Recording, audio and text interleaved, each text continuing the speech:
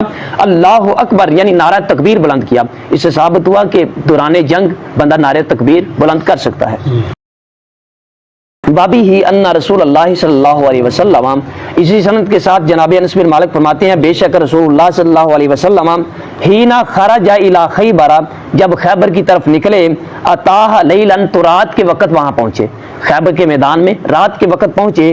وکان اذا اتا قوما، جب بلیلن، جب نبی علیہ الصلوۃ والسلام کسی دشمن قوم سے جنگ کرنے جاتے اور رات کے وقت وہاں پہنچتے تو لم یغر، تو وہاں رات کو حملہ نہ کرتے، یعنی دشمن پر رات کو حملہ نہ کرتے، راتوں رات حملہ نہ کرتے چپکے سے، حتیٰ یصبح، یہاں تک کہ جو ہے صبح ہو جاتی، صبح کے وقت حملہ کرتے۔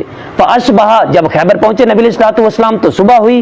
فخرجت یہود، تو یہودی نکلے، بمصاحہم ومقاتلہم، اپنی کدالیں اور ٹوکریاں یعنی جنگ کا سامان لے کر یا بھاگنے کا سامان لے کر، یوں کہ وہ ڈر گئے تھے۔ فلما رأوہ قالوا، جب انہوں نے نبی علیہ الصلوۃ والسلام کو دیکھا تو کہا محمد، محمد صلی اللہ علیہ وسلم، واللہ، اللہ کی قسم، محمد والخمیس، محمد اور اس کا لشکر آ گیا صلی اللہ علیہ وسلم۔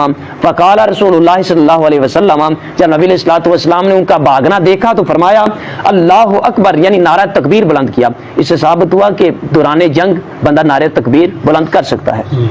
کسی بھی فتح پر نعرہ تکبیر بلند کیا جا سکتا ہے، کسی دشمن سے، کسی بدعتی سے مناظرہ ہو تو مناظرے پر فتح حاصل کرنے کے بعد بھی نعرہ تکبیر بلند کیا جا سکتا ہے۔ آپ نے فرمایا نعرہ تکبیر بلند کی اور بعد میں فرمایا خاربت خیبر، خیبر فنا ہوا، یعنی خیبر کو ہم نے فتح کر لیا۔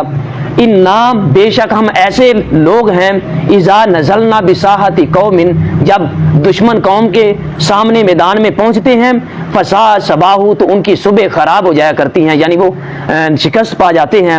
المنذرین، وہ بندے جنہیں جہنم سے عذاب سے ڈرایا گیا، یعنی یہودی لوگ۔